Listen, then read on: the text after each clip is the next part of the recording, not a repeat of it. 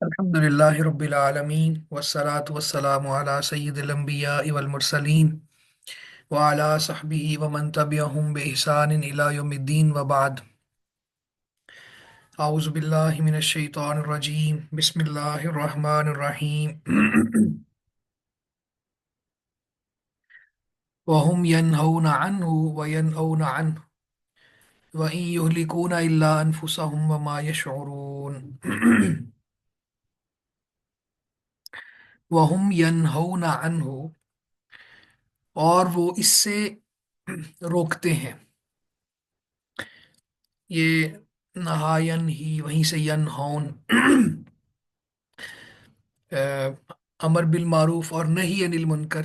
ठीक है, यहाँ से भी समझा जा सकता है इसको। तो रोकना, यानी वहुम यनहौना अन्हु, और वो इससे रोकते हैं। वयनअौना अन्हु, और इससे दूर रहते हैं। दूसरों को भी रोकते हैं और खुद भी दूर रहते हैं। तो मैं थोड़ा सा आपको एक पैटर्न बता देता हूँ कि आपका जब वाइवा होगा ना, तो उसमें हमारे सवालात की मुख्तलिफ कैटेगरीज होंगी। ट्रांसलेशन का सवाल होगा, तफसीर का सवाल होगा, अल्फाज मानी का सवाल होगा। तो अल्फाज मानी का सवाल इस तरह का होगा कि मैं आपसे पूछूंगा कि यन हाउन और यन आउन, इसको डिफरेंशिएट करें।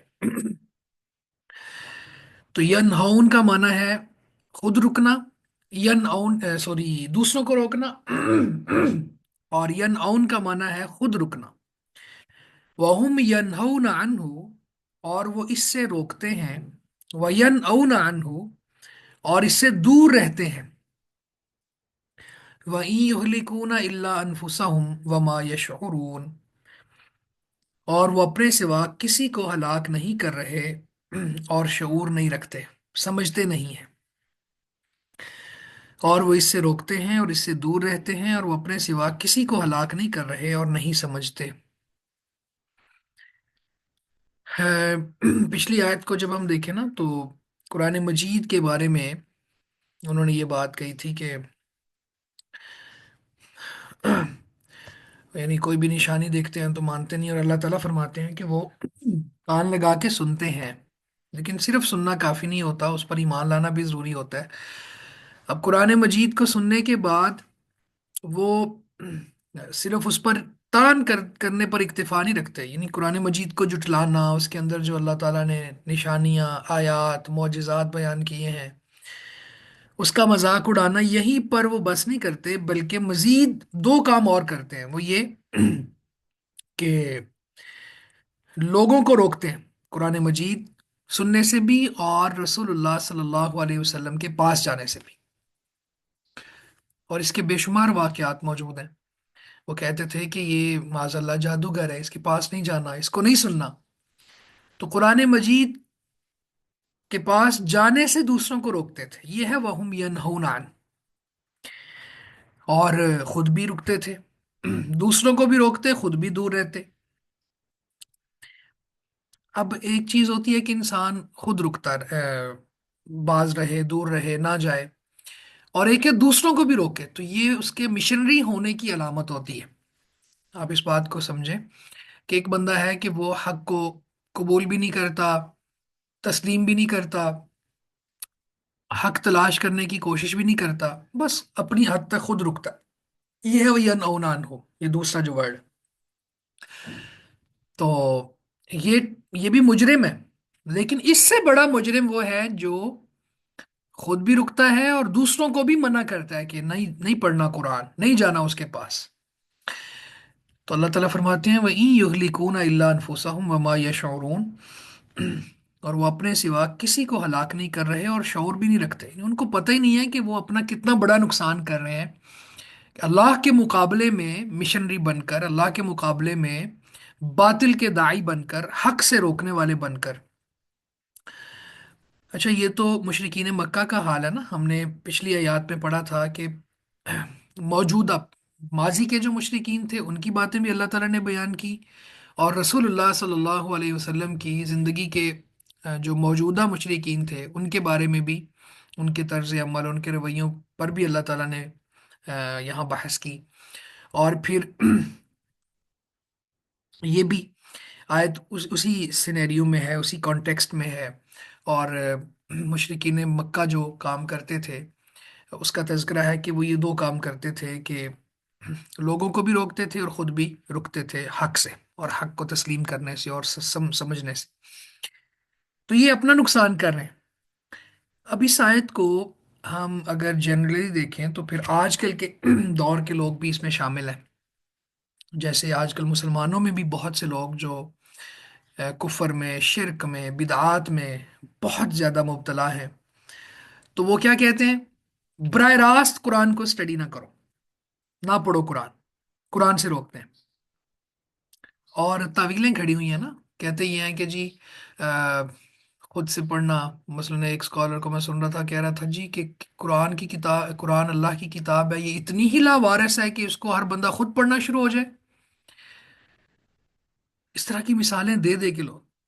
وجہ کیا ہے کہ جیسے ہی لوگ قرآن مجید کی آیات کو اسٹڈی کرتے ہیں اور اس میں غوطہ زن ہوتے ہیں، اس کو پڑھنا شروع ہو جاتے ہیں، تو حق کھلنا شروع ہو جاتا ہے.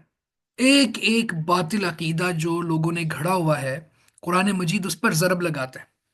مثلا ایک بہت بڑی بات نور و بشر کی بات ہے نا، کہ رسول اللہ صلی اللہ علیہ وسلم نور ہیں، قرآن کہتا ہے بشر ہیں. اور قرآن مجید نے اس پر انداز بدل بدل کے دلائل دیے ہوئے ہیں. اس کا مطلب کیا ہوا کہ جب کوئی شخص قرآن مجید کو خود سے پڑھنا شروع ہو جائے گا، ایک تو قرآن کی تاثیر بہت خوبصورت ہے کہ وہ انسان کو حق پر لگا کے چھوڑتا ہے قرآن. اور دوسرا یہ ہے کہ ایسے عقائد، نظریات واضح ہوتے جاتے ہیں، اور بتلان ہوتا ہے جو غلط قسم کے عقیدے اور نظریات ہیں. میں آپ کو ایک مثال دیتا ہوں. ابھی یہ جو خود جمعہ گزرا نا، جمعے کے بعد میرے پاس ایک بھائی آئے. ان کے ساتھ ایک شخص تھا. وہ کہتے کہ جی یہ تیسرا چوتھا جمعہ آپ کے پیچھے پڑ رہا ہے، تو اس کے عقائد، نظریات وہ ہیں جو دعوت اسلامی کے ہیں، یعنی بدعات کو پروموٹ کرنا اور اس طرح کی چیزیں. تو یہ آپ سے نصیحت لینا چاہتا ہے. تو میں نے اس کو صرف ایک بات کہی. میں نے کہا کہ آپ نا، اس بات پر تو اتفاق ہے نا، قرآن اللہ کی کتاب ہے، اور احادیث میں سے سب سے صحیح کتاب بخاری ہے، اور اس کے بعد مسلم ہے. تو آپ نے کسی بھی اسکول آف تھاٹ کا ترجمہ لے لیں، صرف ترجمہ پڑھنا ہے، بریکٹیں اور حاشیہ نہیں پڑھنا. آپ ذرا یہ بات سمجھیے گا، آپ کسی کو بھی یہ کہہ سکتے ہیں. قرآن مجید ظاہر ہے وہ عربک میں ہے نا، تو قرآن مجید کا صرف ترجمہ کسی بھی اسکول آف تھاٹ کا لے لیں آپ، اس کو پڑھنا شروع ہو جائیں. نہ آپ نے حاشیے میں جانا ہے، نہ بریکٹس میں جانا ہے، نہ کوئی اس کی تشریح اور توضیح ان کی پڑھنی ہے. بس آپ فیملیئر ہو جائیں کہ قرآن مجید کے الفاظ کا ترجمہ کیا ہے. بس یہ ایک کام اگر آپ پورا کر لینا، تو اس کے بعد آپ کے سامنے حق واضح ہو جائے گا. اگر آپ چلے گئے بریکٹوں کی طرف، حواشی کی طرف، آ، اور لوگوں کی تفاسیر کی طرف، تو پھر پہلی کنفیوژن یہ ہوگی کہ کون سی حق ہے، کون سی صحیح ہے، کدھر جائیں. دوسری بات یہ ہے کہ ہر ایک نے اپنے اسکول آف تھاٹ کی اینک پہن کے وہ تفاسیر اور حاشیے لکھے ہوئے ہیں، تو آپ کو سمجھ ہی نہیں آئے گی. قرآن مجید کے الفاظ کا ترجمہ جب تک آپ پڑھ لیں گے، تب تک آپ کے اوپر بہت سی چیزیں آشکار ہو جائیں گی. تو یہ کہتے ہیں جی نہیں، قرآن مجید کو تو نہیں پڑھنا چاہیے، اور اس سے روکتے ہیں. یا اب آپ ذرا دیکھیں کہ آج کے دور کے بعض مسلمانوں کے وہ فرقے جو کفر و شرک بدعات میں مبتلا ہے، ان کا طرز عمل بھی وہی ہے جو مشرکین مکہ کا ہے. کیا کہتے ہیں؟ کہ خود بھی رکتے ہیں، دوسروں کو بھی منع کرتے ہیں کہ نہ آؤ اس کے پاس، قریب نہ ہو قرآن کے. تو اللہ تعالیٰ فرماتے ہیں کہ یہ لوگ اپنے آپ کو ہی ہلاک کر رہے ہیں. یہ کتاب تو انسانوں کی کتاب ہے. یا ایوہ الناس، یا اہل الکتاب، انسانوں کو ایڈریس کرتی ہے.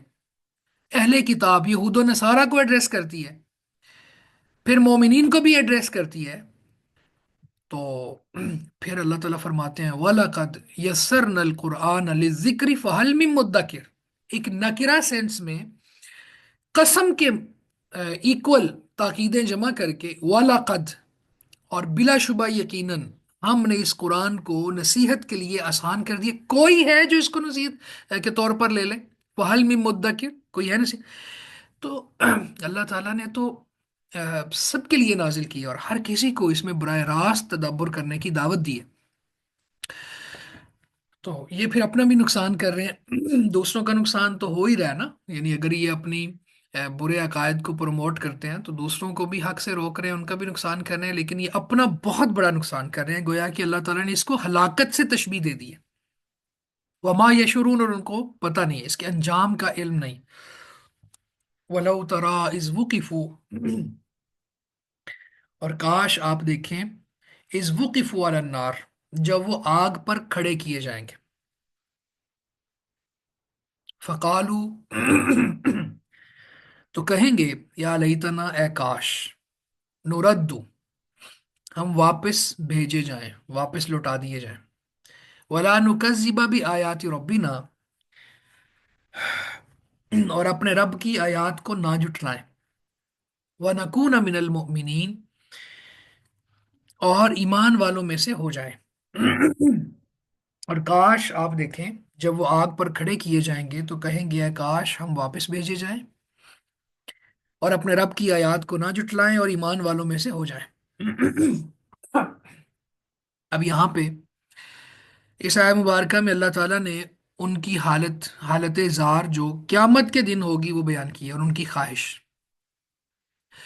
तो क्या कहें, अल्लाह ताला फरमाते हैं कि ए नबी, आप वो मंजर काश देखें कि जब ये आग के ऊपर खड़े किए जाएंगे। अब इसका माना क्या है? पिछली आयत का जो आगाज हो रहा है ना, वला उतरा इज़ वुक़िफ़ू अला नार, असल में माशर के मैदान में जहन्नम में दाखिल होने से पहले जहन्नम के पास खड़ा करना, और वहां पे फिर एक पूरी कन्वर्सेशन जो इस इन्हीं आगे आयत में आ रही है ये होना, और अल्लाह के अजाब यानी जहन्नम में दाखिले से पहले एक जहनी अजियत से दो चार करना, ये है मुराद, कि जब वो आग पर खड़े किए जाएंगे।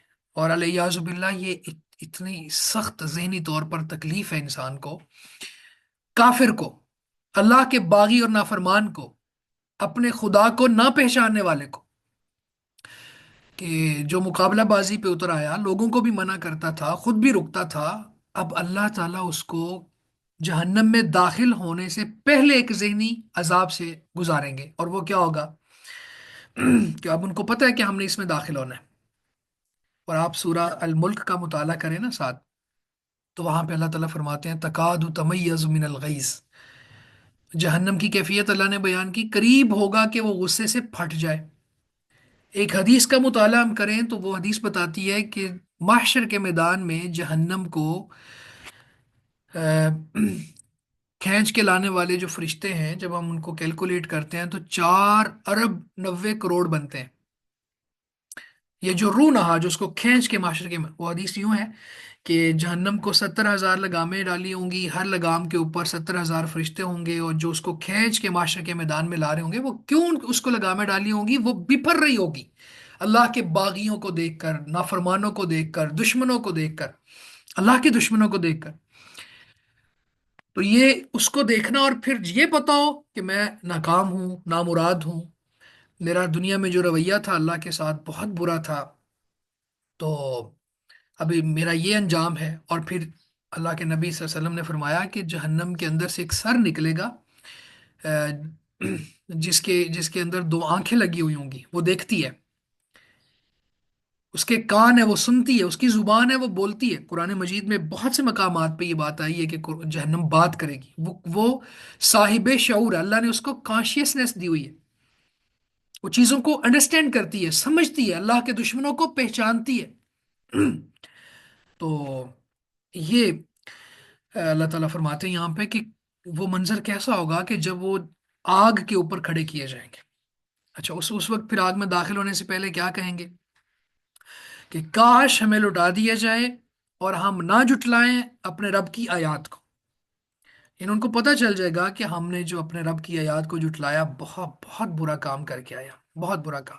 और हमने जो ईमान वालों का इस्तेहजा उड़ाया, उनको मजाक का निशाना बनाया, और उनको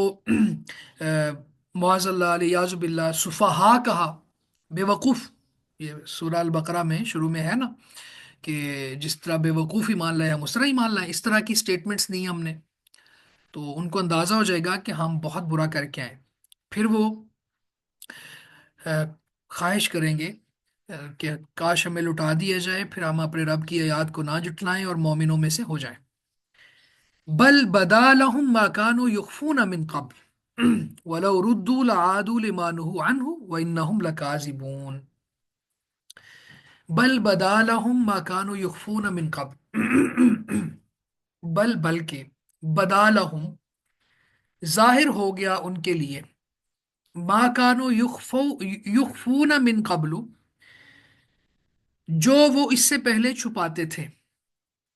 ولو ردوا لعادوا اور اگر انہیں واپس بھیج دیا جائے تو ضرور وہی کریں گے، لما نہو عنہ جس سے انہیں منع کیا گیا تھا. وَإِنَّهُمْ لَكَاذِبُونَ اور بلا شبہ یقیناً وہ جھوٹے ہیں. بلکہ ان کے لیے ظاہر ہو گیا جو وہ اس سے پہلے چھپاتے تھے، اور اگر انہیں واپس بھیج دیا جائے تو ضرور پھر وہی کریں گے جس سے انہیں روکا گیا تھا، اور بلا شبہ وہ یقیناً جھوٹے ہیں. سبحان اللہ. اس آیت میں آپ ذرا یہ دیکھیں کہ اللہ تعالیٰ نے ان کا طرز عمل بیان کیا کہ صرف یہ عذاب سے بچنے کے لیے اس طرح کی باتیں کر رہے ہیں. یہ جو پچھلی خواہش ہے نا ان کی، یا لیتنا نرد ولا نکذب بآیات ربنا، کہ کاش ہمیں لٹا دیا جائے اور اپنے رب کی آیات کو ہم نہ جھٹلائیں. تو یہ عذاب سے بچنے کے لیے وہ اللہ کو دھوکہ دینا چاہتے ہیں. اللہ تعالیٰ کا تبصرہ کیا ہے؟ اللہ تعالیٰ فرماتے ہیں کہ جس کفر و شرک اور نفاق کو وہ چھپانے کی کوشش کر رہے تھے، اب قیامت والے دن اس کی حقیقت کھل جائے گی. جب کھل گئی پھر انہوں نے کہا کہ ہمیں واپس لوٹایا جائے. تو اگر ان کو لوٹا بھی دیا جائے تو بھی دنیا میں آ کے وہ وہی کام کریں گے جو پہلے کرتے رہے ہیں. یہ صرف عذاب سے بچنے کے لیے ان کی سازش ہے، ان کا جھوٹ ہے، ان کا دھوکہ ہے اور فریب اور مکر ہے. حقیقت یہ ہے کہ جب ان کو دنیا میں بھیجا جائے گا، وہاں جا کے یہ پھر سے وہی کام کریں گے جن سے انہیں منع کیا جاتا تھا، کفر، شرک، نفاق، اس طرح کے کام. وَإِنَّهُمْ لَكَاذِبُونَ اور یہ جھوٹے ہیں. تو یعنی یہ صرف اپنی آرزو کے اظہار میں بھی جھوٹ سے کام لے رہے ہیں، صرف عذاب سے بچنے کے لیے. وقالو اور انہوں نے کہا ان ہی الا حیاتنا الدنیا وما نحن بمبعوثین. ان ہی الا حیاتنا الدنیا، نہیں ہے یہ زندگی مگر ہماری دنیا کی زندگی. وما نحن بمبعوثین اور ہم ہرگز اٹھائے جانے والے نہیں. اور انہوں نے کہا نہیں ہے یہ مگر ہماری دنیا کی زندگی، یعنی زندگی وہی ہے جو دنیا میں ہم گزار رہے ہیں، اور ہم ہرگز اٹھائے جانے والے نہیں. تو اللہ تعالیٰ نے یہاں پہ آ، ان کی یہ بات بیان کی کہ ان کا یہ عقیدہ تھا، ان کا یہ نظریہ تھا دنیا میں. وہ کہتے تھے کہ اے جہان میٹھا اگلا کنے ڈٹھا، یہاں مزے کر لو جتنے کر سکتے ہو. آج بھی اگر کسی کو یہ کہا جائے نا کہ بھائی مرنا ہے، مرنے کے بعد اگلی زندگی ہے، تو وہ کہتے ہیں ہمیں کیوں ڈراتے ہو. حالانکہ میں نے آپ کو یہ بات بتائی کہ حدیث کے اکارڈنگ سب سے زیادہ جینیس وہ ہے جو موت کو یاد کرتا ہے اور مرنے کے بعد کی زندگی کے لیے فکر مند رہتا ہے. تو یہ تو وہ لوگ تھے جو نبی صلی اللہ علیہ وسلم کی تعلیمات کے اگینسٹ چلتے تھے، اور آپ کے اس عقیدے کو جو آپ لے کے آئے کہ مرنے کے بعد ایک زندگی ہے، اس کو کریٹیسائز کرتے تھے، مانتے ہی نہیں تھے. کہتے تھے کہ جب ہم مر جائیں گے، ہڈیاں بن جائیں گے، دوبارہ زندہ کیے جائیں گے. تو یہاں پہ اللہ تعالیٰ نے ان کی یہ بات نقل کی کہ وہ کہتے تھے کہ یہی ہماری دنیا کی زندگی ہے بس. وما نحن بمبعوثین اور ہم دوبارہ زندہ نہیں کیے جائیں گے، ہرگز اٹھائے نہیں جائیں گے. پھر اللہ فرماتا ہے وَلَوْ تَرَىٰ إِذْ وُقِفُوا عَلَىٰ رَبِّهِمْ قَالَ أَلَيْسَ هَٰذَا بِالْحَقِّ. وَلَوْ تَرَىٰ اور کاش آپ دیکھیں، اِذْ وُقِفُوا عَلَىٰ رَبِّهِمْ جب وہ اپنے رب کے سامنے کھڑے کیے جائیں گے. قَالَ أَلَيْسَ هَٰذَا بِالْحَقِّ وہ فرمائے گا کیا یہ حق نہیں ہے. قَالُوا بَلَىٰ وَرَبِّنَا وہ کہیں گے کیوں نہیں ہمارے رب کی قسم.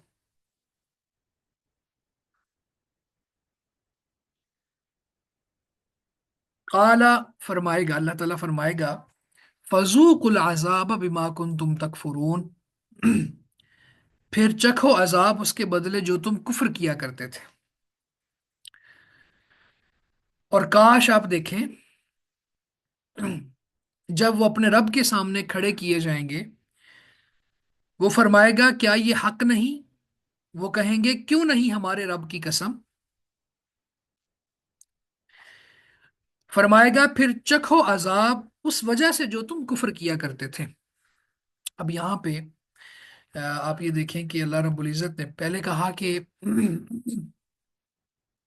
अल्लाह के सामने, अजाब के सामने जब उनको खड़ा किया जाएगा, आग के सामने, फिर अल्लाह ताला फरमाते हैं कि काश आप देखें जब उनको अल्लाह के सामने, अपने रब के सामने खड़ा किया जाएगा। सुभान अल्लाह, ये जुमला इतना इंसान को यानी क्लिक करता है उसके दिल पर, कि अगर किसी को ये समझ आ जाए ना कि मैंने अपने रब के सामने खड़ा होना है, अपनी दुनिया में की हुई जिंदगी का जवाब देना है, अल्लाह ताला जो पूछेंगे मैं बताऊंगा वहां पे, तो इंसान अपनी सारी जिंदगी को रिवाइज भी करता है, आइंदा के लिए बहुत मोहतात हो जाता है, गॉड कॉन्शियस हो जाता है।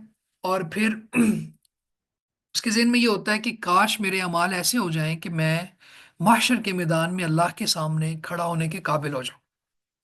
अल्लाह के सामने खड़ा होना, अपने खालिक के सामने खड़ा होना, अगर इस आयत को कोई फील कर जाए ना, इस आयत मुबारका को, तो यकीन जाने कि उसकी ज़िंदगी सुधर जाए। अब ये क्या है कि अल्लाह के सामने, अल्लाह के नबी सल्लल्लाहु अलैहि वसल्लम ने फरमाया कि आदम के बेटे के कदम हिलने नहीं पाएंगे, सारी आदम की औलाद मुराद है, किसी भी शख्स के कदम वहां हिलने नहीं पाएंगे, अल्लाह ताला कदमों को जकड़ देगा, आगे चलने की इस्तिताअत नहीं होगी जब तक 5 सवालों के जवाब ना दे। यानी अल्लाह के सामने इंसान को खड़ा किया जाएगा, कम से कम और नहीं तो हमें ये तो पता है ना, 5 सवाल अल्लाह ताला पूछेगा। अन उमरिही फी माफना, उम्र के बारे में, उसकी उम्र के बारे में कि कहाँ उसको फना किया, उसकी जवानी के बारे में कि कहाँ उसको बोसीदा किया, फिर उसके माल के बारे में कहाँ से कमाया, फिर माल के बारे में कहाँ खर्च किया, खर्च करने के आदाब भी शरीयत ने बताए हैं। फिर आखिरी सवाल पांचवा ये होगा कि जो तुम्हें इल्म था उसके ऊपर कितना अमल किया। तो इन 5 सवालात को इंसान अपने सामने रख के जिंदगी गुजारे कि अगर मेरे रब ने मुझे सामने खड़ा किया और जब ये पूछा तो मैं बता सकूंगा कि मेरी पूरी उम्र का खुलासा क्या है, मैं क्या करता रहा। और जो एक टाइम स्लॉट होती है शबाब की, जवानी की, जब कुव्वतें भरपूर होती हैं, उसके लिए अलग से सवाल होगा, बतौर खास पूछा जाएगा कि इस टाइम पीरियड में क्या करते रहे हो। तो क्या मैं उस कैटेगरी में फॉल करूंगा कि जो शाब नशा फी इबादत रब्बी, ऐसा नौजवान जो अपने रब की इबादत में परवान चढ़ा, उसको तो अल्लाह अपने अर्श का साया देगा। फिर इसी तरह मेरे वे ऑफ अर्निंग्स क्या है, मैंने हलाल हराम की तमीज़ की या नहीं की। रसूलुल्लाह ने तो बता दिया सल्लल्लाहु अलैहि वसल्लम के इन्नल हलाल बय्यिनुन व इन्नल हराम बय्यिनुन, हलाल भी वाज़ेह है, हराम भी वाज़ेह है। और ये हलाल हराम का जो कॉन्सेप्ट है, ये सिर्फ खाने पीने तक महदूद नहीं है, इसमें रिलेशंस भी आ जाते हैं, महरम गैर महरम, ये रिश्ते, ये नाते। तो क्या मैंने ये हलाल चीज़ें हासिल की या हराम तरीके इख्तियार किए। तो बहरल इसी तरह फिर मेरे पास जो चीज़ें थी, खर्च कहाँ किया मैंने, वो अल्लाह की नेमतें हैं, वो मेरे पास माल है, वो पैसा है, वो खाने पीने का अंदाज है, इसमें वो चीज़ें भी आ जाती हैं बाकी खाने पीने के अलावा भी। तो खर्च करने के आदाब, अपनी सलाहियात मैंने कहाँ खर्च की, मैंने औकात अपने कहाँ खर्च किए, तो अल्लाह ताला ये सवाल तो करेंगे। फिर पांचवा सवाल ये होगा कि मैंने मेरे मेरे पास जो इल्म था उसके ऊपर कितना अमल किया मैंने। तो क्या मैं अपने रब के सामने जब खड़ा हूं तो सर उठा के खड़े होने की मेरे अंदर सकत होगी? क्या मेरे अमाल ऐसे हैं? क्या मेरी जिंदगी इस तरह की है? तो मैंने कहा कि जो शख्स इस आयत को फील कर जाए, एब्जॉर्ब कर ले इसके मजामीन को, तो उसकी जिंदगी बन जाती है। तो अल्लाह ताला फरमाते हैं कि "ए नबी, काश आप देखें जब ये अपने रब के पास खड़े किए जाएंगे, इस वुकिफु अला रब्बिहिम, अपने रब के सामने खड़े किए जाएंगे।" तो अल्लाह ताला फिर फरमाएगा, क्या ये हक नहीं, तुम कहते थे मरने के बाद कोई जिंदगी नहीं, ये जन्नत ये जहन्नम ये सब बातें हैं और ये कहानियां हैं, ये मुसलमान पता नहीं किस खाम ख्यालियों में फिरते हैं, کہ شہید ہو جائیں گے تو جنت ملے گی، اسی وجہ سے وہ آگے آگے بڑھ کے رسول اللہ صلی اللہ علیہ وسلم کے شانہ بشانہ میدان مقتل میں کود جاتے ہیں۔ یہ منافقین کا طرز عمل تھا نا، وہ کہتے تھے کہ یہ کس چیز نے ان کو دھوکے میں ڈال دیا ہے کہ یہ اللہ کے رسول کے جانثار بنے ہوئے ہیں اور جا کے لڑتے ہیں، شہید ہوتے ہیں۔ تو تمہارے تو یہ انداز تھے، یہ عقائد تھے، کیا یہ سچ نہیں ہے؟ کیا یہ حق نہیں ہے؟ اللہ اکبر۔ تو وہ کیا کہیں گے آگے سے؟ بلا و ربنا، کیوں نہیں ہمارے رب کی قسم۔ اب ذرا یہ دیکھیں ان کا دھوکہ دیکھیں کہ قسم بھی کھا رہے ہیں اور اللہ کے ساتھ اپنائیت کا اظہار بھی کر رہے ہیں اس وقت جب کسی کام نہیں آنے والا وہ، جو بندہ کفر پہ مر گیا، شرک پہ مر گیا، اور نفاق اعتقادی یعنی عقیدے کا نفاق لے کے اس دنیا سے چلا گیا، مرنے سے پہلے اس نے توبہ نہیں کی، تو پھر وہ اس وقت کوئی چیز بھی اس کے کام نہیں آئے گی۔ تو اب یہاں پہ انہوں نے سمجھ لیا تھا جیسے ہم دنیا میں دھوکے کر لیتے ہیں نا، اصل میں دنیا میں آپ ذرا دیکھیں کہ انسان چیٹ بھی کر سکتا ہے، دھوکہ بھی دے سکتا ہے، رشوتیں بھی یہاں پہ کام آ جاتی ہیں، سب کچھ یہاں پہ چلتا ہے۔ ان لوگوں نے یہ سمجھ لیا کہ شاید آخرہ بھی ایسی ہوگی، مرنے کے بعد بھی اللہ کے سامنے بھی ہم دھوکہ دھوکہ دہی سے کام لیں گے اور وہاں پہ بھی کوئی رشوت چلے گی، کوئی سفارش آ جائے گی۔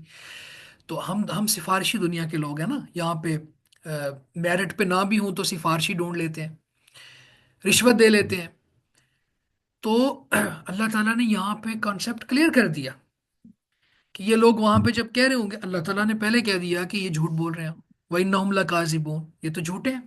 یعنی پہلا ان کا انداز یہ ہوگا کہ ہمیں واپس لوٹایا جائے، ہم پھر وہ کام کریں گے جو اللہ حکم دے گا، جس سے منع کرے گا وہ نہیں کریں گے۔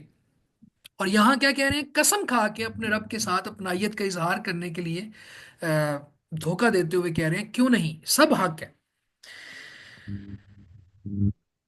قال فذوقوا العذاب بما کنتم تک، اپنائیت کام نہیں آئے گی، اس طرح کی جھوٹی اپنائیت اور اس طرح کی قسمیں، اس وقت قسم کھانے کا فائدہ ہی نہیں ہے۔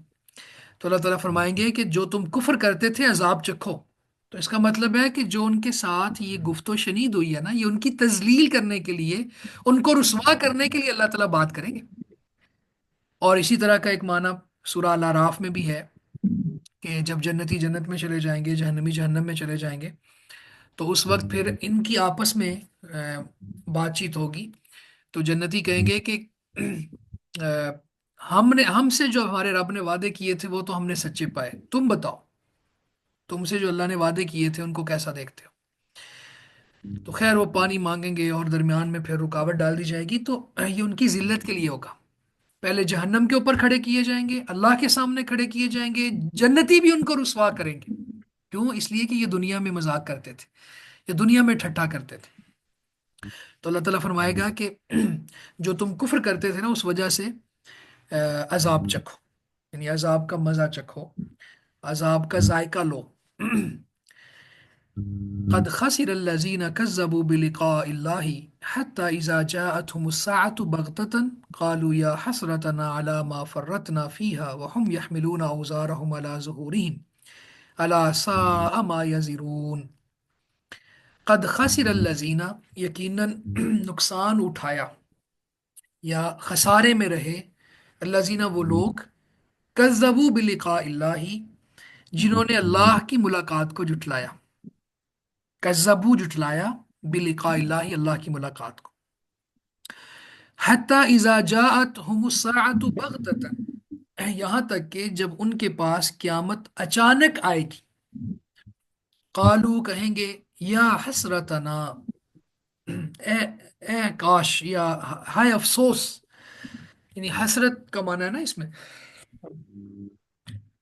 ہائے ہمارا افسوس، یہ کر لیں، علی ما فرطنا فیہا، اس پر جو ہم نے اس میں کوتاہی کی، وہم یحملون اوزارہم علی ظہورہم، اور وہ اپنے بوجھ اپنی پشتوں پر اٹھائیں گے، الا ساء ما یزرون، سن لو برا ہے جو وہ بوجھ اٹھائیں گے۔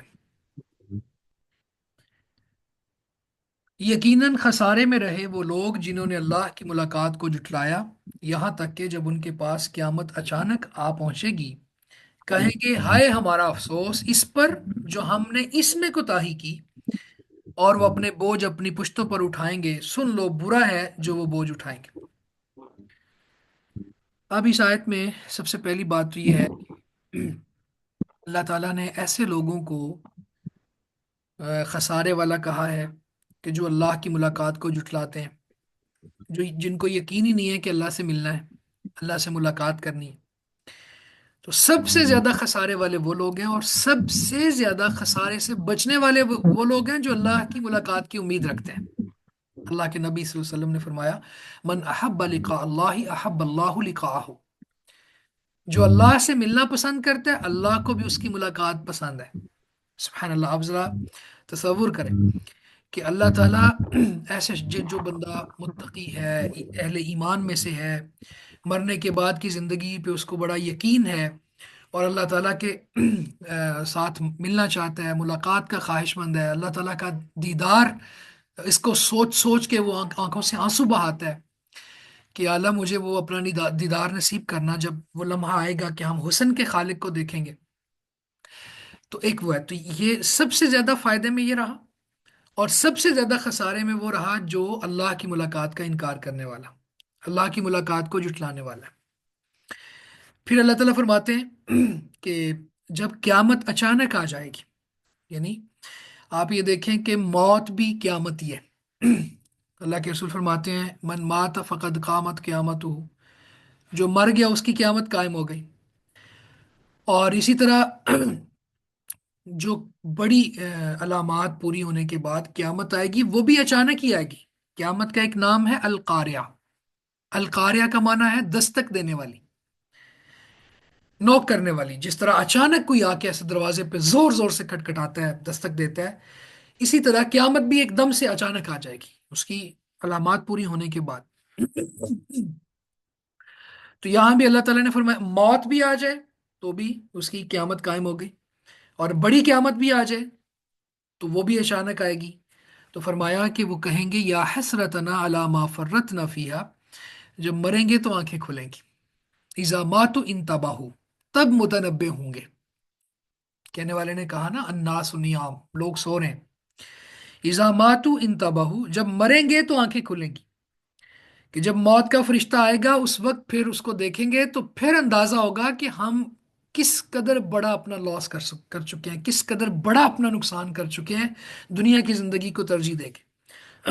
اور آپ دیکھیں کہ انہوں نے کیا کہا تھا کہ ہماری یہی دنیا کی زندگی ہے بس۔ تو کیا کہیں گے، یا حسرتنا، ہے ہمارا افسوس، علی ما فرطنا فیہا، جو ہم نے اس میں کوتاہی کی، یعنی آخرت کے معاملے میں ہماری کوتاہیاں رہیں۔ پھر فرمایا وَهُمْ يَحْمِلُونَ أَوْزَارَهُمْ عَلَى ظُهُورِهِمْ، اور وہ اپنے گناہوں کا بوجھ اپنی پشتوں پر اٹھائے ہوئے ہوں گے۔ أَلَا سَاءَ مَا يَزِرُونَ، خبردار برا ہے جو وہ بوجھ اٹھائیں گے۔ یعنی ایک منٹ،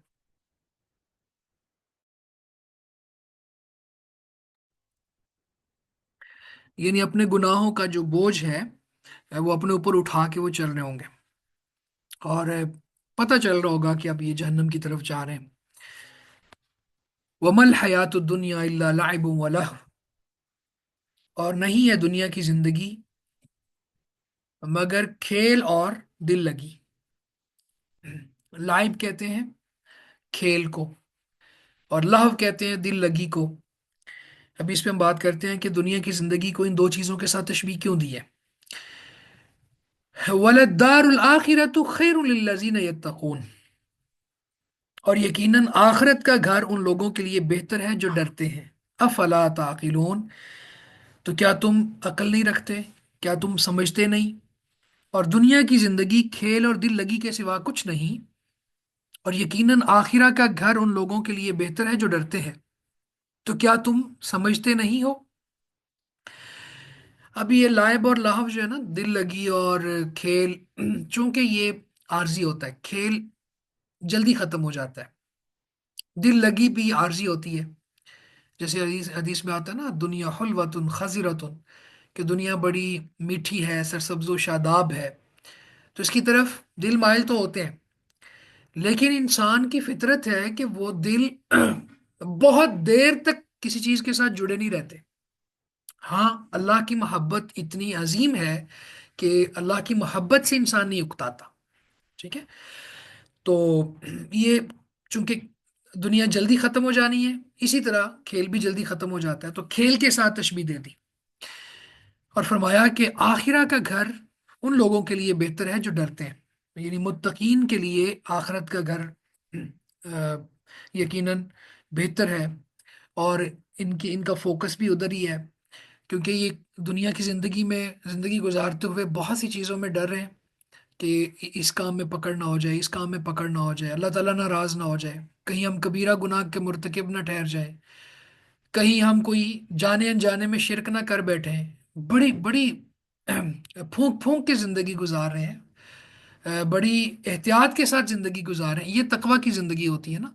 तकवा की ज़िंदगी वो है जिसमें इंसान हर छोटे बड़े गुनाह से बचने की कोशिश करे। एक बात भी समझ ले, तकवा की जिंदगी का कतन ये माना नहीं है कि इंसान की जिंदगी में एक भी गुनाह ना हो। ये दो चीजों में फर्क है। एक है कि इंसान की पूरी जिंदगी में कोई एक गुनाह ही ना हो, ये तो महाल है, ये तो मुमकिन ही नहीं है ना। ये तो फिर इंसान नहीं है, फरिश्ता है।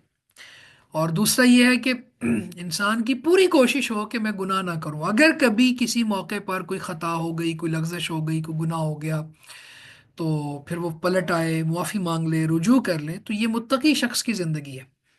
तकवा का तकाजा है कि अगर कभी गुनाह हो जाए तो उससे फौरन मुआफ़ी मांग के अल्लाह ताला से डरे, और अल्लाह ताला के अजाब अजाब का खौफ रखे, और फिर उस गुनाह की तौबा और मुआफ़ी तलब करे। तो ये तकवा की ज़िंदगी। तो जो तकवा मुत्तकी है, तकवा वाली ज़िंदगी गुजार रहे हैं, तो उसकी नज़र आखिरा पे है, उसकी नज़र दुनिया पे नहीं है। वो अपने फैसले अल्लाह पर छोड़ता है। अल्लाह ताला से इनामात लेने की वजह के लिए बहुत सी चीज़ें दुनिया में उसकी कंप्रोमाइज़ हो जाती हैं, बहुत सी चीज़ें रह जाती हैं। बहुत जगहों पे वो इंतकाम नहीं लेता, कुदरत रखने के बावजूद इंतकाम नहीं लेता, मुआफ कर देता है। बहुत सी जगहों पर वो अल्लाह ताला की हुदूद को कायम करने के लिए अपनी ख्वाहिशात को रौंद देता है। ज़ाहिर है ना, इंसान की ख्वाहिश उसके साथ लगी हुई है, और नफ्स अम्मारा मुसलसल उसको गुनाहों पर उभार रहा होता है। लेकिन ये क्या, ये कौन है? ये वो है जिसने अपने नफ्स को ख्वाहिशात से रोक लिया। किस लिए? अल्लाह के पास जाना है, मैंने अल्लाह अल्लाह ताला से इनामात लेने हैं, इस जिंदगी का हिसाब देना है। तो ये तकवा वाली जिंदगी गुजारने वाले के लिए आखिरा का घर बेहतर है। वो जब भी मुवाजना करेगा उसको दुनिया की जिंदगी निकम्मी नजर आएगी, आखिरा की जिंदगी बहुत आला नजर आएगी। क्यों? क्योंकि उसकी वो साहिब बसीरत है। मुत्तकी शख्स ही साहिब बसीरत हो सकता है। गुनाहों में लुथड़ा हुआ, गुनाहों में से आलूदा हुआ हुआ शख्स, वो कभी भी साहिब बसीरत नहीं हो सकता। उसके उसके अंदर अकल ही नहीं है। अफला ताकिलून, तुम समझते क्यों नहीं हो दुनिया की जिंदगी और आखिरत की जिंदगी? औज़ुबिल्लाहि मिनश्शैतानिर्रजीम, बिस्मिल्लाहिर्रहमानिर्रहीम। आया नंबर 32 तक हमने पढ़ लिया था। इसके बाद अल्लाह ताला फरमाते हैं, क़द नअलमु इन्नहु लयहज़ुनुकल्लज़ीना यक़ूलूना फ़इन्नहुम ला युकज़्ज़िबूनक वलाकिन्न ज़ालिमीना बिआयातिल्लाहि यजहदून। क़द नअलमु, बेशक हम जानते हैं, इन्नहु लयहज़ुनुकल्लज़ी यक़ूलून, कि हकीकत ये है कि यकीनन आपको वो बात गमगीन करती है जो वो कहते हैं। फ़इन्नहुम ला युकज़्ज़िबूनका, तो बेशक वो आपको नहीं जुटलाते। वलाकिन ज़ालिमीन बिआयातिल्लाहि यजहदून, और लेकिन वो जालिम अल्लाह की आयात ही का इनकार करते हैं। यकीनन हम जानते हैं कि हकीकत यह है कि अलबत्ता आपको वो बात गमगीन करती है जो वो कहते हैं। तो बेशक वो आपको नहीं जुटलाते, और लेकिन जालिम अल्लाह की आयात ही का इनकार करते हैं। अब इस आया मुबारका में अल्लाह ताला ने नबी सल्लल्लाहु अलैहि वसल्लम को तसल्ली दी है। असल में आप ये देखें, आप वसल्लम की सीरा को देखें, आपकी ज़िंदगी को देखें, तो नबूवत की यानी नबूवत मिलने से पहले की जो ज़िंदगी है आपकी, उसमें वो लोग आपको बड़े बड़े अलकाबात देते थे कि आप सादिक हैं, अमीन हैं। लेकिन जैसे ही आपने नबूवत का ऐलान किया तो उन्होंने बदतमीजी शुरू कर दी और आपको जुटलाना शुरू कर दिया। तो अल्लाह रब्बुल इज़्ज़त ये तसल्ली दे रहा है कि देखो, ये जो बातें कहते हैं ना, ये آپ کو وہ ضرور غم میں ڈالتی تو ہوں گی، لیکن آپ پریشان نہ ہو، کیونکہ وہ آپ کو تو جھٹلا ہی نہیں رہے۔ آپ کی زندگی کے بارے میں تو وہ صداقت اور امانت کے دعوے کرتے ہیں۔ مسئلہ تو تب پیدا ہوا نا جب ہم نے آپ کو نبوت سے سرفراز کیا، تو اس کے بعد پھر وہ جھٹلانا شروع ہوئے، پھر انہوں نے آپ کو سخت سخت باتیں کی، پھر اسی طرح آپ کے خلاف مارکا آرائی پہ اتر آئے، اور باقاعدہ جنگیں ہوئیں۔ تو اس کا مطلب یہ ہے کہ وہ آپ کو نہیں جھٹلا رہے، ہمیں جھٹلا رہے ہیں، یہ اللہ تعالیٰ اپنے نبی کو تسلی دے رہے ہیں۔ یقیناً ہم جانتے ہیں کہ آپ کو وہ بات غمگین کرتی ہے کہ جو وہ کہتے ہیں، لیکن وہ آپ کو نہیں جھٹلا رہے۔ یہ ظالم لوگ اللہ کی آیات کا انکار کر رہے ہیں، یعنی اللہ کو جھٹلا رہے ہیں، اللہ تعالیٰ کی آیات کا انکار کر رہے ہیں، آپ کی زندگی کے بارے میں تو ان کی یہ سٹیٹمنٹس ہیں، ٹھیک ہے؟ تو یہ نئے انداز میں اللہ تعالیٰ اپنے نبی کو تسلی دے رہا ہے۔ اور سبحان اللہ بالکل ایسا ہی تھا کہ آپ یہ دیکھیں کہ آج بھی اگر کوئی شخص رسول اللہ کو جھٹلاتا ہے تو وہ اللہ کو بھی جھٹلا رہا ہے۔ رسول اللہ صلی اللہ علیہ وسلم کو ہمارے سامنے کس نے انٹروڈیوس کروایا؟ اللہ نے کروایا نا، اللہ کی کتاب بتاتی ہے نا، پہلی کتابوں میں رسول اللہ کے تذکرے اللہ نے کیے ہیں نا، تورات میں، انجیل میں رسول اللہ کے تذکرے موجود ہیں، ان کا نام احمد بھی موجود ہے صلی اللہ علیہ وسلم۔ تو گویا کوئی شخص اگر رسول اللہ کی رسالت کا انکار کرتا ہے، آج کرتا ہے تو قرآن کا انکار کر رہا ہے، پہلے کرتا تھا تو وہ اپنی کتابوں کو بھی نہیں مان رہا۔ تو اس کا مطلب یہ ہوا کہ رسول اللہ صلی اللہ علیہ وسلم کی اطاعت اللہ کی اطاعت ہے، یہ قرآن نے کہا۔ اگر کوئی شخص یہ چاہتا ہے کہ اللہ اس سے محبت کرے تو رسول اللہ کی اطاعت ضروری ہے۔ قل ان کنتم تحبون اللہ فاتبعونی یحببکم اللہ۔ اور اسی طرح آپ کو جھٹلانا اللہ کو جھٹلانے کے مترادف ہے، آپ کی بات کا انکار کرنا اللہ کی بات کا انکار کرنا ہے، کیونکہ وما ينطق عن الهوى ان هو الا وحی یوحى، کہ یہ تو اپنی مرضی سے بولتے ہی نہیں ہے جب تک وہی نہ آ جائے۔ تو اللہ تعالیٰ نے یہاں پہ اس آیت میں یہ بات ارشاد فرمائی کہ نبی آپ غم نہ کریں، کیونکہ یہ ہمیں جھٹلا رہے ہیں، ہماری آیات کا انکار کر رہے ہیں۔ پھر مزید صبر کی طرف تلقین دیتے ہوئے اللہ تعالیٰ فرماتے ہیں وَلَقَدْ كُذِّبَتْ رُسُلٌ مِّن قَبْلِكَ فَصَبَرُوا عَلَىٰ مَا كُذِّبُوا وَأُوذُوا حَتَّىٰ آتَاهُمْ نَصْرُنَا وَلَقَدْ كُذِّبَتْ رُسُلٌ مِّن قَبْلِكَ، اور بلا شبہ یقیناً آپ سے پہلے کئی رسول جھٹلائے گئے۔ فَصَبَرُوا، تو انہوں نے صبر کیا، عَلَىٰ مَا كُذِّبُوا، اس پر کہ وہ جھٹلائے گئے، وَأُوذُوا، اور ایذا دیے گئے، تکلیف دیے گئے، یعنی ان کو جو تکلیفیں آئیں یا ان کو جو جھٹلایا گیا اس پر انہوں نے صبر کیا۔ حتیٰ اتاہم نصرنا، یہاں تک کہ ان کے پاس ہماری مدد آ گئی۔ ولا مبدل لکلمات اللہ، اور کوئی اللہ کی باتوں کو بدلنے والا نہیں۔ وَلَقَدْ جَاءَكَ مِن نَبَإِ الْمُرْسَلِينَ، اور بلا شبہ یقیناً آپ کے پاس ان رسولوں کی کچھ خبریں پہنچی ہیں۔ تو اللہ تعالیٰ اس آیت میں کیا فرما رہے ہیں؟ با محاورہ ترجمہ یہ ہوگا اور بلا شبہ یقیناً آپ سے پہلے کئی رسول جھٹلائے گئے تو انہوں نے اس پر صبر کیا کہ وہ جھٹلائے گئے اور تکلیف دیے گئے، یہاں تک کہ ان کے پاس ہماری مدد آ گئی، اور کوئی اللہ کی باتوں کو بدلنے والا نہیں۔ اور بلا شبہ یقیناً آپ کے پاس ان رسولوں کی کچھ خبریں پہنچی ہیں، کچھ خبریں آئی ہیں، اللہ نے بتائی ہیں نا۔ تو یہ ایک اور تسلی کا انداز ہے کہ جس طرح آپ کو جھٹلایا گیا، آپ سے پہلے رسولوں کو بھی جھٹلایا گیا، ان کا طرز عمل یہ تھا کہ آ، ان کی تکذیب ہوئی تو بھی انہوں نے صبر کیا، ان کو تکلیف دی گئی تو بھی انہوں نے صبر کیا۔ ہاں، پھر یہ نہیں ہے کہ ساری زندگی ان کی تکالیف میں گزری، پھر ہماری مدد بھی آئی۔ تو اس میں بشارت ہے رسول اللہ صلی اللہ علیہ وسلم کو کہ آپ بھی پریشان نہ ہوں، آپ کے پاس بھی ہماری مدد آئے گی۔ پھر بدر میں مدد آئی، مکہ فتح ہوا تو اللہ کی مدد آئی۔ تو اللہ تعالیٰ کے کلمات کو بدلنے والا کوئی نہیں، اس میں بھی اشارہ ہے کہ انجام کے اعتبار سے آپ ہی غالب ہوں گے، آپ پریشان نہ ہوں۔ انتم الاعلون ان کنتم مومنین، اہل ایمان ہی غالب آتے ہیں۔ اب دیکھ لیں ابھی حماس کے مجاہدین کا وہ سارا ہم دیکھ رہے ہیں،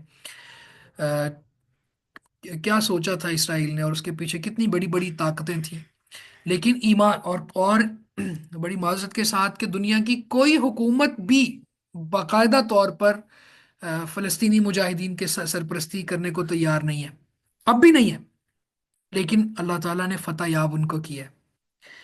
رسوائی کافروں کا مقدر ٹھہری ہے، استقامت چاہیے، صبر چاہیے، اور واللہ فلسطین کے لوگ استقامت کی داستانیں رقم کر رہے ہیں، صبر کے پہاڑ بنے ہوئے ہیں، ٹوٹے گھروں کے اوپر بیٹھ کے اپنے ٹوٹے کھلونوں کو پکڑ کے ہاتھ میں قرآن مجید کی آیاتیں پڑھتے ہوئے آپ نے دیکھا ہوگا بچوں کو، وَلَنَبْلُوَنَّكُمْ بِشَيْءٍ مِّنَ الْخَوْفِ وَالْجُوعِ وَنَقْصٍ مِّنَ الْأَمْوَالِ وَالْأَنفُسِ وَالثَّمَرَاتِ وَبَشِّرِ الصَّابِرِينَ، ماؤں نے ایسی تربیت کی ہے ان کی۔ اور آپ دیکھ لیں کہ 47,000 شہید ہوئے ہیں، اس میں 17,000 صرف بچے ہیں، اس کے باوجود ماؤں نے، بہنوں نے اور بوڑھوں نے جو مجاہدین کا استقبال کیا گلیوں میں، یہ ان کو جہاد کے ساتھ اور اللہ کے دین کے ساتھ ان کی محبت کا فنامنا ہے۔ تو بہرحال تکالیف آتی ہیں، یہ نہیں کہ تکالیف نہیں آئیں گی، اللہ کی زمین پر سب سے برگزیدہ لوگ کون تھے؟ انبیاء تھے، وہ بھی تکالیف سے نہیں بچ سکے، اور اللہ کے نبی صلی اللہ علیہ وسلم کو کیسی کیسی تکالیف دی گئی، لیکن صبر کا دامن تھامنے والوں کو کیا ملتا ہے؟ حتی اتاہم نصرنا، پھر اللہ کی مدد آتی ہے۔ ولا مبدل علی کلمات اللہ، اللہ تعالیٰ کے کلمات کو بدلنے والا کوئی نہیں ہے، یہاں کلمات سے مراد اللہ کا حکم ہے، اللہ تعالیٰ نے جو فیصلے کیے ہوئے ہیں، ہاں اللہ تعالیٰ آزمائش سے گزارتا ہے، وَيَتَّخِذَ مِنْكُمْ شُهَدَاءَ، شہداء کا انتخاب کرتا ہے، لیکن فائنلی جو انجام کے اعتبار سے اہل ایمان کو غلبہ دیتا ہے۔ پھر اللہ تعالیٰ نے یہاں پہ فرمایا وَلَقَدْ جَاءَكَ مِن نَبَإِ الْمُرْسَلِينَ، اے نبی آپ کے پاس پہلے رسولوں کی خبریں پہنچی ہیں، کچھ خبریں آئی ہیں، یعنی اللہ تعالیٰ نے سورہ ہود میں اور بھی مقامات پہ پہلے انبیاء کے حوال، ان کے حالات، ان کے واقعات بتا بتا کے رسول اللہ صلی اللہ علیہ وسلم کو تسلی دی، ان کی طرف اشارہ ہے۔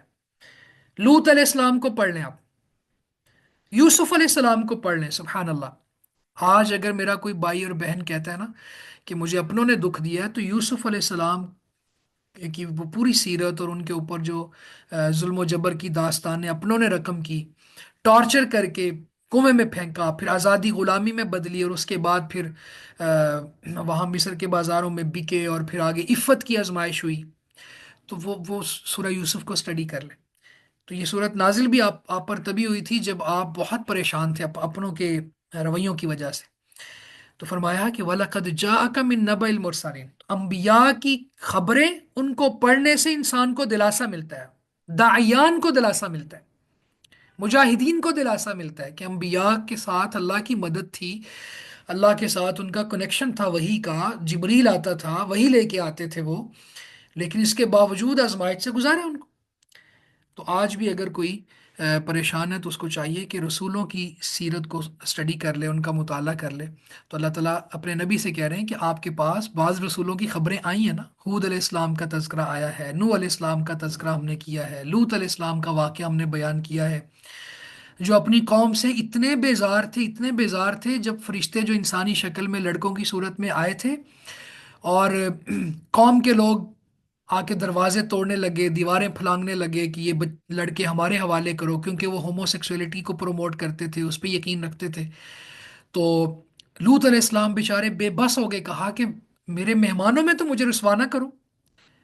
ان کو ابھی نہیں پتا تھا کہ یہ اللہ کے فرشتے ہیں، پھر جب انہوں نے بتایا کہ ہم تو اللہ کے فرشتے ہیں، اتمام حجت کے بعد اس بستی کو الٹانے آئے ہیں، تو لوط علیہ السلام نے کہا جلدی کیجئے پھر۔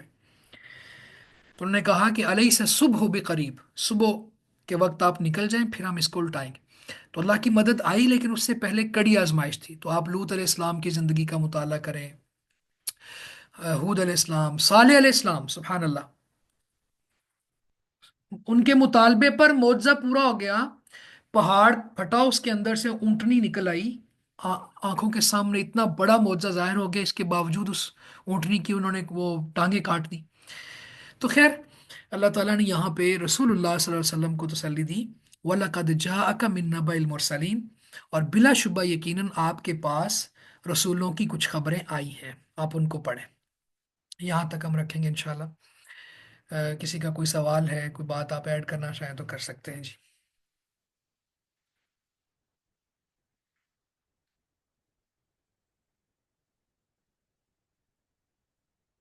باتیں کلیئر ہیں، پوائنٹس واضح ہیں تو بھی بتا دیں تاکہ ہم پھر ختم کریں۔ چلیں الحمدللہ۔ جی سر، الحمدللہ۔ ٹھیک ہے، بارک اللہ بکم، جزاکم اللہ خیر، السلام علیکم ورحمۃ اللہ وبرکاتہ۔